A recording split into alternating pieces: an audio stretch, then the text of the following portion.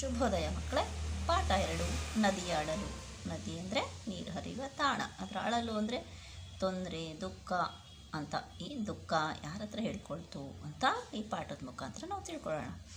ನಾವು ಇಂದು ನೀರಿನ ಮೂಲಗಳಾದ ಕೆರೆ, ಬಾವಿ, ನದಿ ಮೊದಲಾದವುಗಳನ್ನು ಸರಿಯಾದ ರೀತಿಯಲ್ಲಿ ರಕ್ಷಿಸದೆ ಅವುಗಳನ್ನು ಕಲುಷಿತಗೊಳಿಸುತ್ತಿದ್ದೇವೆ. ನಾವೆಲ್ಲರೂ ನೀರು ಸಿಗತಕ್ಕಂಥ ಸ್ಥಳಗಳು ಯಾವುವು? ಕೆರೆ, ಬಾವಿ, ನದಿ ಇವನ್ನೆಲ್ಲನೂ ನಾವು ರಕ್ಷಿಸ್ತಾ ಇಲ್ಲ, ಅಂದರೆ ಕಾಪಾಡ್ತಾ ಇಲ್ಲ. ಅದಕ್ಕೆಲ್ಲ ಕೊಳೆನ ಸೇರಿಸ್ತಾ ಇದ್ದೀವಿ, ಮಲಿನ ಸೇರಿಸ್ಬಿಟ್ಟು ಅದನ್ನು ಕಲುಷಿತಗೊಳಿಸಿದರೆ ನೀರನ್ನು ಹಾಳು ಮಾಡ್ತಾ ಇದ್ದೀವಿ. ಇದರಿಂದಾಗಿ ನಮ್ಮ ಬದುಕಿಗೆ ಸಂಚಕಾರ ಎದುರಾಗುತ್ತಿದೆ. ಆದ್ದರಿಂದ ನಾವು ಬದುಕೋಕ್ಕೆ ಕಷ್ಟ ಆಗ್ತಾ ಇದೆ, ತೊಂದರೆ ಆಗ್ತಾ ಇದೆ. ನಮ್ಮ ಸುತ್ತಲಿನ ನೀರಿನ ಮೂಲಗಳನ್ನು ಶುದ್ಧವಾಗಿಡುವುದು ಅತ್ಯಗತ್ಯ. ನಮ್ಮ ಸುತ್ತಮುತ್ತ ಏನೇ ನೀರಿನ ತಾಣಗಳಿರ್ಬೋದು, ಅದನ್ನು ನಾವು ತುಂಬ ಶುದ್ಧವಾಗಿಡೋದು ಅತಿ ಅಗತ್ಯ. ಯಾಕೆ ಹೇಳ್ತಾ ಇದ್ದಾರೆ ಅಂತ ನೋಡೋಣ. ಶಾಲಾ ಮಕ್ಕಳು ಗುಂಪು ಗುಂಪಾಗಿ ಸೇರಿದ್ದಾರೆ. ಎಲ್ಲರ ಮುಖದಲ್ಲೂ ಆತಂಕ. ಆಸ್ಪತ್ರೆಯಲ್ಲಿ ದಾಖಲಾಗಿರುವ ಸಹಪಾಠಿಗಳ ಆರೋಗ್ಯವನ್ನು ತಿಳಿಯುವ ತವಕ. ಮಕ್ಕಳು ತಮ್ಮ ತಮ್ಮಲ್ಲಿಯೇ ಸಂಭಾಷಿಸುತ್ತಿದ್ದಾರೆ. ಎಲ್ಲರೂ ಶಾಲಾ ಮಕ್ಕಳೆಲ್ಲ ಗುಂಪು ಒಂದು ಕಡೆ ಸೇರಿದ್ದಾರೆ. ಎಲ್ಲರ ಮುಖದಲ್ಲೂ ಆತಂಕ ಅಂದರೆ ಭಯ, ಗಾಬರಿ, ಏನಾಯಿತೋ ಏನೋ ಅಂತ ಚಿಂತೆ. ಆಸ್ಪತ್ರೆಯಲ್ಲಿ ದಾಖಲಾಗಿರುವ ಸಹಪಾಠಿಗಳ ಆರೋಗ್ಯವನ್ನು ತಿಳಿಯುವ ತವಕ. ಅವರ ಸ್ನೇಹಿತರು ಆಸ್ಪತ್ರೆಗೆ ದಾಖಲಾಗಿರ್ತಾರೆ, ಅವರ ಆರೋಗ್ಯ ಹೆಂಗಿದೆ ಬೇಗ ತಿಳ್ಕೊಬೇಕಲ್ಲ ಅಂತ ಆತುರತೆ ಅವರ ಮುಖದಲ್ಲಿ ಎದ್ದು ಕಾಣ್ತಿರುತ್ತೆ. ಅವರು ಮಕ್ಕಳು ತಮ್ಮಲ್ಲೇ ಮಾತಾಡ್ಕೊಳ್ತಾ ಇದ್ದಾರೆ. ಏನಂತ? ಕಲಾವತಿ, ಎಂಥ ಅನಾಹುತ ನಡೆದು ಹೋಯಿತು. ನಮ್ಮ ಗೆಳೆಯತಿಯರಿಗೆ ಹೀಗೆ ಆಗಬಾರದಿತ್ತು. ಕಲಾವತಿ ಹೇಳ್ತಾಳೆ, ನೋಡಿ ಎಂಥ ಅನಾಹುತ ಅಂದರೆ ತೊಂದರೆ, ಅಪಾಯ ಆಗೋಯ್ತಲ್ಲ. ನಮ್ಮ ಗೆಳೆಯತಿಯರಿಗೆ ಹೀಗೆ ಆಗಬಾರ್ದಾಗಿತ್ತು, ತಮ್ಮ ಸ್ನೇಹಿತರಿಗೆ ಆಗಬಾರ್ದಾಗಿತ್ತು ಅಂತ ಕಲಾವತಿ ಹೇಳ್ತಾಳೆ. ಅದಕ್ಕೆ ಸ್ನೇಹ, ಅವರಿಗೆ ಏನಾಯಿತು ಅವರಿಗೆ ಅಂತ ಸ್ನೇಹ ಕೇಳ್ತಾಳೆ.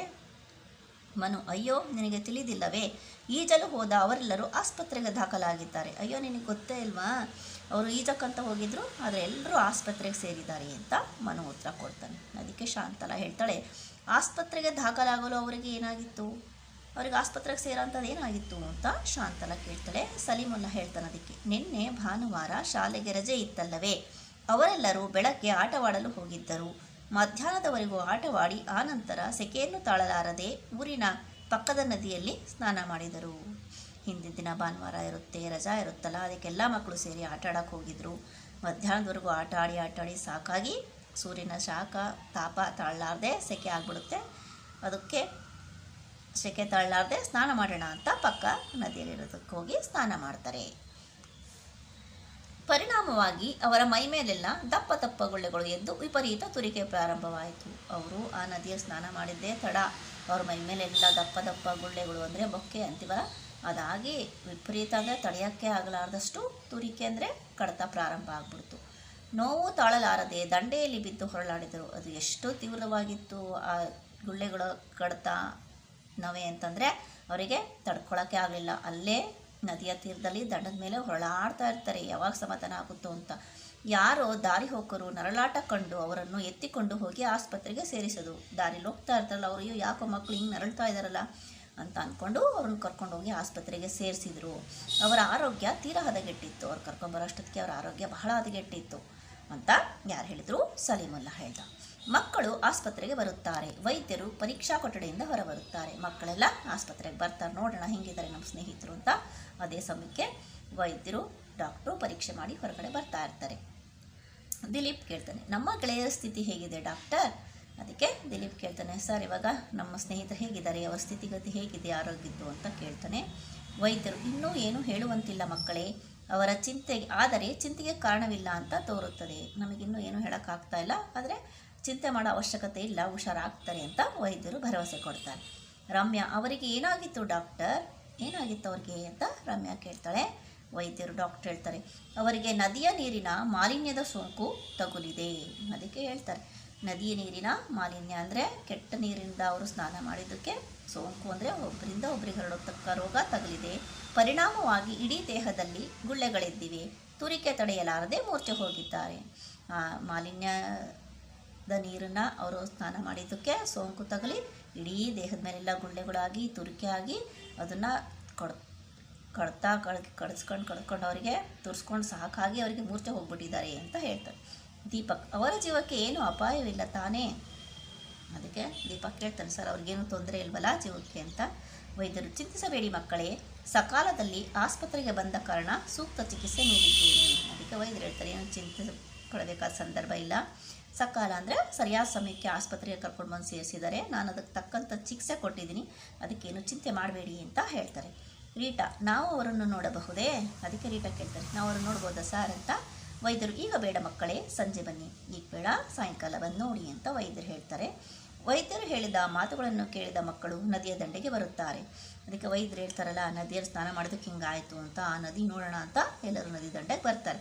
ಭವಾನಿ, ಈ ನದಿಯ ನೀರು ಎಷ್ಟೊಂದು ಕೊಳಕಾಗಿದೆ, ನೋಡಿದ ತಕ್ಷಣ ಗೊತ್ತಾಗ್ತಾ ಇರುತ್ತೆ ಎಷ್ಟೊಂದು ಕೊಳಕಾಗ್ಬಿಟ್ಟಿದ್ದಲ್ಲ ನೀರು ಅಂತೇಳಿ. ಮಮತಾ, ಅಬ್ಬಾ, ಈ ಕೆಟ್ಟ ನೀರಿಗೆ ಅವರೇ ಕೇಳಿದರು. ಅದಕ್ಕೆ ಮಮತಾ ಹೇಳ್ತಾರೆ, ಅಬ್ಬಾ ಇದು ನೋಡಿದ್ರೆ ಗೊತ್ತಾಗ್ತಾ ಇದೆ ಎಷ್ಟೊಂದು ನೀರು ಹಾಳಾಗಿದೆ ಅಂತ, ಆದರೂ ಈ ನೀರಿಗೆ ಯಾಕೆ ಇಳಿದ್ರು ನನ್ನ ಸ್ನೇಹಿತರು ಅಂತ ಕೇಳ್ತಾಳೆ. ಸುಜಾತ, ಸೆಕೆ ತಡೆಯಲು ಆಗಲಿಲ್ಲವೋ ಏನೋ, ಅದಕ್ಕೆ ಸೆಕೆ ತಡೆಯೋಕ್ಕಾಗಿಲ್ಲ ಅಂತ ಕಾಣುತ್ತೆ, ಅದಕ್ಕೆ ನದಿಯಲ್ಲಿ ಸ್ನಾನ ಮಾಡಿದ್ದಾರೆ ಅಂತ ಸುಜಾತ ಹೇಳ್ತಾಳೆ. ಅಮಿತ್, ಇದು ಮಲಿನಗೊಂಡ ನದಿ, ಇಂತಹ ನದಿಗಳು ಜೀವ ಸಂಕುಲಕ್ಕೆ ಅಪಾಯಕಾರಿ. ಇದು ಮಲಿನಗೊಂಡಿದೆ ಅಂದರೆ ಪೂರ್ತಿ ಹಾಳಾಗಿದೆ ನೀರು, ಇದರಿಂದ ಜೀವ ಸಂಕುಲ ಅಂದರೆ ಮನುಷ್ಯರಿಗೂ ಪ್ರಾಣಿ ಪಕ್ಷಿಗಳಿಗೂ ಎಲ್ಲದಕ್ಕೂ ಅಪಾಯ ಆಗ್ತಾ ಇದೆ ಅಂತ ಅಮಿತ್ ಹೇಳ್ತಾನೆ. ಮಕ್ಕಳೆಲ್ಲರೂ ನದಿಯ ಬಗ್ಗೆ ತಾತ್ಸರವಾಗಿ ಮಾತನಾಡುತ್ತಾ ಹೀಯಾಳಿಸತೊಡಗುತ್ತಾರೆ. ಅವಾಗ ಮಕ್ಕಳೆಲ್ಲ ನದಿ ಬಗ್ಗೆ ಎಷ್ಟು ಅಂದರೆ ಅದ್ರ ಬಗ್ಗೆ ಏನು ಗೌರವನೇ ಕೊಡೋದಿಲ್ಲ, ಇದು ಎಷ್ಟೊಂದು ಹಾಳಾಗಿದೆ ನೀರು, ಇದರಿಂದ ಎಷ್ಟೊಂದು ತೊಂದರೆ ಅಂತ ಮಾತಾಡ್ತಾ ಇರ್ತಾರೆ, ಅದಕ್ಕೆ ಬೈತಾ ಇರ್ತಾರೆ. ಇದ್ದಕ್ಕಿದ್ದಂತೆ ಕೊಳೆ ಕೆಸರಿನಿಂದ ಕೂಡಿದ ಜಲದೇವತೆ ನೀರಿನ ಮಧ್ಯದಿಂದ ಧುತ್ತನೆ ಪ್ರತ್ಯಕ್ಷಳಾಗುತ್ತಾಳೆ. ಮಕ್ಕಳೆಲ್ಲ ಭಯಪಡುತ್ತಾರೆ. ಇದೆಲ್ಲ ಕೇಳಿಸ್ಕೊತಾ ಇರ್ತಾಳಲ್ಲ ನದಿ ದೇವತೆ, ಅವಳು ಹಂಗೆ ತಕ್ಷಣ ನದಿಯಿಂದ ಎದ್ದು ಬಂದುಬಿಡ್ತಾಳೆ. ಎದ್ದು ಬಂದು ಮಧ್ಯ ಪ್ರತ್ಯಕ್ಷಳಾಗ್ತಾಳೆ. ಧುತ್ತನೆ ಅಂದರೆ ಏಕಾಏಕಿ ಪ್ರತ್ಯಕ್ಷ ಆಗಿಬಿಡ್ತಾಳೆ. ಇದು ನೋಡಿ ಮಕ್ಕಳೆಲ್ಲ ಭಯ ಆಗಿಬಿಡುತ್ತೆ. ಮಕ್ಕಳು, ಯಾರಿವಳು ಇಷ್ಟು ಅಸಹ್ಯವಾಗಿದ್ದಾಳೆ, ಎಲ್ಲ ಮಕ್ಕಳು ಅಂತ, ಅಯ್ಯೋ ಯಾರಿದು ಇಷ್ಟಕ್ಕೊಂದು ಅಸಹ್ಯವಾಗಿದ್ದಾಳೆ ನೋಡೋಕ್ಕೆ ಅಂತ ಮಾತಾಡ್ತಾರೆ. ಜಲದೇವತೆ ಹೇಳ್ತಾರೆ, ನಾನು ಜಲದೇವತೆ ಮಕ್ಕಳೇ, ಅವಳೇ ಉತ್ತರ ಕೊಡ್ತಾಳೆ, ನಾನು ಜಲದೇವತೆ ಅಂತ. ಮಕ್ಕಳು, ಛೀ ಜಲದೇವತೆ ಹೀಗಿರುತ್ತಾಳೆಯೇ, ನಿನ್ನನ್ನು ನೋಡಿದರೆ ನಮಗೆ ಅಸಹ್ಯವಾಗುತ್ತದೆ. ಆ ದೇವತೆ ಜಲದೇವತೆ ಅಂತ ದೇವ್ರು ಯಾರಾದರೂ ಹೀಗಿರ್ತಾರಾ, ನೀನು ನೋಡಿದ್ರೆ ನಮಗೆ ಅಸಹ್ಯ ಬರುತ್ತೆ ಅಂತ ಹೇಳ್ತಾರೆ. ಜಲದೇವತೆ, ಏಕೆ, ನಾನು ನಿಮಗೇನು ಮಾಡಿರುವೆ, ನೀವೇಕೆ ಅಸಹ್ಯ ಪಟ್ಟುಕೊಳ್ಳುತ್ತಿದ್ದೀರಿ, ನನ್ನಿಂದ ನೀವು ಹಲವು ಪ್ರಯೋಜನ ಪಡೆದಿಲ್ಲವೇ? ಅದಕ್ಕೆ ನನ್ನ ನೋಡಿ ಯಾಕೆ ಅಸಹ್ಯ ಪಡ್ತೀರಾ, ನಾನು ನಿಮಗೇನು ಮಾಡಿಲ್ವಲ್ಲ, ಅಸಹ್ಯ ಪಟ್ಕೊಳ್ಳೋ ಅಂಥದ್ದು, ನನ್ನಿಂದ ಎಷ್ಟೊಂದು ಪ್ರಯೋಜನ ಪಡೆದಿರಿ, ಕುಡಿಯೋಕ್ಕೆ ನೀರು ಉಪಯೋಗಿಸಿದಿರಿ, ಬೆಳೆಯೋಕ್ಕೆ ಉಪಯೋಗಿಸಿದಿರಿ ಅಂತ ಹೇಳ್ತಾಳೆ. ರೆಹಮಾನ್, ಎಲ್ಲ ಸರಿ, ಆದರೆ ಈಗ ನೀನು ಕಲುಷಿತಗೊಂಡಿರುವೆ. ಇಷ್ಟು ದಿವಸ ಎಲ್ಲ ನಾವು ಉಪಯೋಗಿಸಿದ್ವಿ ಸರಿ, ಆದರೆ ಈಗ ನಿನ್ನ ನೀರು ಹಾಳಾಗಿದೆ, ಮಲಿನವಾಗಿದೆ, ಕಲುಷಿತ ಆಗಿದೆಯಲ್ಲ ಅಂತ ಕೇಳ್ತಾನೆ. ನಿನ್ನ ನೀರನ್ನು ಕುಡಿಯಬಾರದಂತೆ, ನಿನ್ನಲ್ಲಿ ಸ್ನಾನ ಮಾಡಬಾರದಂತೆ ವೈದ್ಯರೇ ನಮಗೆ ಈ ವಿಚಾರ ತಿಳಿಸಿದ್ದಾರೆ. ಡಾಕ್ಟ್ರ್ ಹೇಳಿರ್ತಾರೆ ಅಂಥ ನೀರಲ್ಲಿ ಸ್ನಾನ ಮಾಡಬಾರ್ದು, ಕುಡಿಬಾರ್ದು, ಯಾವುದಕ್ಕೂ ಬಳಸಬಾರ್ದು ಅಂತ, ಅದನ್ನು ಹೇಳ್ತಾನೆ. ಅಲ್ಲದೆ ನಮ್ಮ ಗೆಳೆಯರು ನಿನ್ನಲ್ಲಿ ಸ್ನಾನ ಮಾಡಿ ಅಸ್ವಸ್ಥರಾಗಿ ಆಸ್ಪತ್ರೆಗೆ ಸೇರಿದ್ದಾರೆ. ಇಷ್ಟಲ್ಲದೆ ನಮ್ಮ ಸ್ನೇಹಿತರಲ್ಲಿ ಸ್ನಾನ ಮಾಡಿ ಅವರು ಹುಷಾರಿಲ್ದಂಗಾಗಿ ಆಸ್ಪತ್ರೆಗೆ ದಾಖಲಾಗಿದ್ದಾರೆ ಅಂತ ರೆಹಮಾನ್ ಹೇಳ್ತಾನೆ. ಜಲದೇವತೆ, ಮಕ್ಕಳೇ, ಇದಕ್ಕೆಲ್ಲ ಕಾರಣ ನಾನಲ್ಲ ನೀವೇ, ಇದಕ್ಕೆಲ್ಲ ಕಾರಣ ನಾನು ಅಲ್ಲೇ ಅಲ್ಲ, ನೀವೇ ಜನಗಳೇ ಅಂತ ಕೇಳ್ತಾರೆ. ಅದಕ್ಕೆ ರಘು, ನಾವಾ ಅಂತ ಕೇಳ್ತಾನೆ ರಘು. ಜಲದೇವತೆ, ನೀವು ಅಂದರೆ ನಿಮ್ಮವರು, ನೀವು ಅಂದರೆ ನೀವೇ ಅಲ್ಲ, ನಿಮ್ಮವರೆಲ್ಲರೂ, ಎಲ್ಲ ಜನಗಳು ಅಂತ ಉತ್ತರ ಕೊಡ್ತಾಳೆ. ಮನೋಹರ, ನಮ್ಮವರೇನು ಶುದ್ಧಳಾಗಿ ಹರಿಯಬಾರದೆಂದು ತಾಕೀತು ಮಾಡಿದ್ದಾರೆಯೇ? ಅದಕ್ಕೆ ಅವನು ಹೇಳ್ತಾನೆ ಮನೋಹರ, ನಮ್ಮವರೆಲ್ಲ ಏನು ನಿನಗೆ ಚೆನ್ನಾಗಿ ಹರಿಬಾರ್ದು ಅಂತ ಏನಾದ್ರು ಕಟ್ಟಪ್ಪಣೆ ಮಾಡಿದಾರಾ? ತಾಕೀತು ಅಂದರೆ ಕಟ್ಟಪ್ಪಣೆ ಮಾಡಿದಾರಾ ಅಂತ ಕೇಳ್ತಾನೆ. ನಿನ್ನ ನೀರಿನಿಂದ ನಮಗೀಗ ಉಳಿಗಾಲವಿಲ್ಲ, ನಿನ್ನ ನೀರು ನಾವು ಬಳಸಿದರೆ ನಮಗೆ ಉಳಿಗಾಲನೇ ಇಲ್ಲ, ನಮಗೆ ಸಾವೇ ಗತಿ ಅಂತ ಮನೋಹರ ಹೇಳ್ತಾನೆ. ಅದಕ್ಕೆ ಜಲದೇವತೆ ಹೇಳ್ತಾಳೆ, ಇಲ್ಲ ಮಕ್ಕಳೇ, ನೀವು ನನ್ನ ಬಗ್ಗೆ ತಪ್ಪು ತಿಳಿದಿದ್ದೀರಿ. ಅದಕ್ಕೆ ಹೇಳ್ತಾಳೆ, ಇಲ್ಲ ನನ್ನ ಬಗ್ಗೆ ನೀವು ತಪ್ಪು ತಿಳ್ಕೊಂಡಿದ್ದೀರಾ. ನನ್ನ ಮಾತುಗಳನ್ನು ಕೇಳಿ ಪರಿಶುದ್ಧಳಾಗಿ ಹರಿಯುವ ನನ್ನನ್ನು ಕಲುಷಿತಗೊಳಿಸಿದವರು ಮನುಷ್ಯರೇ. ನನ್ನ ಮಾತು ಕೇಳ್ರಿ, ಇಲ್ಲಿ ನಾನು ಯಾವಾಗಲೂ ಪರಿಶುದ್ಧಳಾಗಿ ಹರಿತಿದ್ದೆ, ಯಾರಿಗೂ ತೊಂದರೆ ಮಾಡ್ತಿದ್ರಿಲ್ಲ, ಆದರೆ ಮನುಷ್ಯರೇ ನನ್ನ ಹೀಗೆ ಈ ಸ್ಥಿತಿಗೆ ತಂದಿರೋದು. ಬಹಳ ಹಿಂದಿನಿಂದ ಇತ್ತೀಚಿನವರೆಗೂ ಮಾಲಿನ್ಯರಹಿತಳಾಗಿ ಹರಿಯುತ್ತಿದ್ದೆ. ಈಗ ಈ ಮನುಷ್ಯರು ನನ್ನ ನೀರನ್ನು ಕುಡಿಯುತ್ತಿದ್ದರು. ಮಾಲಿನ್ಯರಹಿತ ಅಂದರೆ ಏನು, ಕೊಳೆ ಕಸರಿಲ್ಲ, ಒಳ್ಳೆ ನೀರು ಹರಿಸ್ತಾ ಇದ್ದೆ, ಆವಾಗ ನನ್ನ ನೀರನ್ನು ಕುಡಿಯೋಕ್ಕೂ ಉಪಯೋಗಿಸ್ತಿದ್ದರು, ಆಹಾರ ತಯಾರಿಕೆಗೆ ಬಳಸ್ತಿದ್ದರು, ಅಂದರೆ ಅಡುಗೆ ಮಾಡೋಕ್ಕೆ ಉಪಯೋಗಿಸ್ತಿದ್ರು, ಬೇಸಾಯಕ್ಕೆ ಉಪಯೋಗಿಸ್ತಿದ್ರು, ಅಂದರೆ ಬೆಳೆ ಬೆಳೆಯೋಕ್ಕೆ ರೈತರು ಉಪಯೋಗಿಸ್ತಾ ಇದ್ದರು. ನನ್ನಲ್ಲಿ ಲೆಕ್ಕವಿಲ್ಲದಷ್ಟು ಜಲಚರ ಜೀವಿಗಳಿದ್ದು ಎಲ್ಲವೂ ಸಂತೋಷದಲ್ಲಿದ್ದವು. ನನ್ನಲ್ಲಿ ಜಲಚರ ಜೀವಿಗಳು ಅಂದರೆ ನೀರಿನಲ್ಲಿ ವಾಸ ಮಾಡ್ತಕ್ಕಂಥ ಪ್ರಾಣಿಗಳೆಲ್ಲ ನನ್ನ ಹತ್ರ ಇದ್ವು, ಅವೆಲ್ಲ ತುಂಬ ಸಂತೋಷ ಇದ್ವು. ಎಲ್ಲ ಜನಗಳಿಗೂ ನಾನು ಉಪಯೋಗ ಆಗ್ತಾ ಇದ್ದೆ. ಆದರೆ ಈಗ ನಾನು ಪರಿಶುದ್ಧಳಾಗಿಲ್ಲ. ಇಷ್ಟೆಲ್ಲ ಮಾಡ್ತಾ ಇದ್ದೆ, ಆದರೆ ಈಗ ನಾನು ಶುದ್ಧಳಾಗಿಲ್ಲ, ಯಾರಿಗೂ ನನ್ನ ನೀರು ಉಪಯೋಗಕ್ಕೆ ಅರ್ಹವಾಗಿಲ್ಲ. ನನ್ನನ್ನು ಮನುಷ್ಯರು ಮನಬಂದಂತೆ ಬಳಸುತ್ತಿದ್ದಾರೆ. ನೀವೇ ಮನುಷ್ಯರು ನನಗೆ ಹೆಂಗೆ ಬೇಕೋ ಹಾಗೆ ಉಪಯೋಗಿಸ್ತಾ ಇದ್ದಾರೆ. ಅನೇಕ ಕಾರ್ಖಾನೆಗಳನ್ನು ನನ್ನ ದಂಡೆಯಲ್ಲಿ ಸ್ಥಾಪಿಸಿ ಅದರಿಂದ ಹೊರಬರುವ ರಾಸಾಯನಿಕ ಪದಾರ್ಥಗಳನ್ನು ಮತ್ತು ಕಸ ರಾಶಿಗಳನ್ನು ನನ್ನೊಳಗೆ ಎಸೆಯುತ್ತಿದ್ದಾರೆ. ನೀವೆಲ್ಲ ಕಾರ್ಖಾನೆಗಳನ್ನು ಮಾಡಿ ತಮ್ಮ ಉಪಯೋಗ ಮಾಡ್ಕೊಂಡಿದ್ದೀರಾ. ಅದರಿಂದ ಬರತಕ್ಕಂಥ ತ್ಯಾಜ್ಯ ವಸ್ತು, ರಾಸಾಯನಿಕ ವಸ್ತುಗಳನ್ನು, ಕಸನ ಎಲ್ಲರೂ ನನ್ನ ನದಿಗೆ ಎಸಿತಾ ಇದ್ದಾರೆ. ಊರಿನ ಸಮಗ್ರ ಕೊಳಚೆ ನೀರನ್ನು ನನ್ನೊಳಗೆ ಹರಿಯಬಿಟ್ಟಿದ್ದಾರೆ. ಅಷ್ಟಲ್ಲದೆ ಊರಿನಲ್ಲೆಲ್ಲ ಏನು ಕೊಳಚೆ ನೀರು ಬರುತ್ತೋ ಅದನ್ನೆಲ್ಲ ಸಹ ನನ್ನ ನದಿಗೆ ಸೇರಿಸ್ತಾ ಇದ್ದಾರೆ. ಇಷ್ಟೆಲ್ಲ ಶೋಷಣೆಗೆ ಬಲಿಯಾದ ನಾನು ಹೇಗೆ ಪರಿಶುದ್ಧಳಾಗಿರಲು ಸಾಧ್ಯ? ಇಷ್ಟೆಲ್ಲ ಶೋಷಣೆ ಅಂದರೆ ತುಳಿತಕ್ಕೊಳಗಾಗಿದ್ದೀನಿ. ಇದರಿಂದ ನಾನು ಹೇಗೆ ಚೆನ್ನಾಗಿ ಪರಿಶುದ್ಧವಾಗಿ ನಿರ್ಮಲವಾಗಿರೋಕ್ಕೆ ಸಾಧ್ಯ ಹೇಳಿ, ನೀವೇ ಯೋಚಿಸಿ ಮಕ್ಕಳೇ ಅಂತ ಜಲದೇವತೆ ಉತ್ತರ ಕೊಡ್ತಾಳೆ.